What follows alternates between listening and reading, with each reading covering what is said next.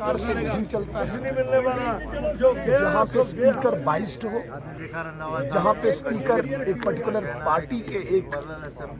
Worker या विधायक की तरह बिहेव करता हो, पहली बार शायद जम्मू कश्मीर की इस विधानसभा ने देखा होगा। हम लोगों की आवाज़ बन के आए हैं, लोगों के इश्यूज उठाना चाहते हैं, लेकिन नेशनल कॉन्फ्रेंस जिनकी मूल भावना, जिनकी विचारधारा का आधार अलगाववाद से शुरू होती है और कश्मीरी पंडितों के पलायन से होते हुए आम कश्मीरी सिविलियंस का कत्ल करते हुए आज 370 के रूप में स्पेशल स्टेटस मांगती है, जिस स्पेशल स्टेटस के शब्द का उपयोग भारत के कॉन्स्टिट्यूशन में कहीं मिलता नहीं है। और हमने उसकी अपोजिशन की,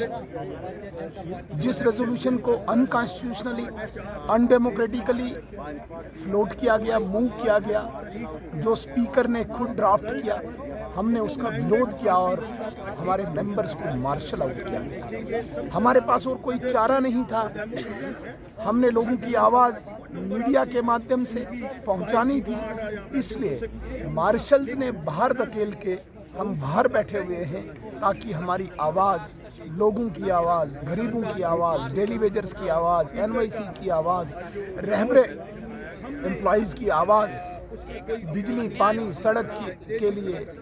अस्पताल के लिए, स्कूल के लिए, उस आवाज़ को हम उठाएं और जो गवर्नमेंट ने प्रॉमिस किया था, प्रॉमिसेस किए थे, उन प्रॉमिसेस को हम दोबारा से इनको रिमाइंड कराएं कि आपने जो प्रॉमिसेस किए थे डेवलपमेंट को लेके, उन प्रॉमिसेस को आप पूरा करें और जो लोगों की आवाज़ है यहाँ उठाएं। इसलिए हमने यहाँ पे पैरेलल एक पब्लिक हाउस लगाया। सर, कल उमर अब्दुल्ला ने कहा था कि हमें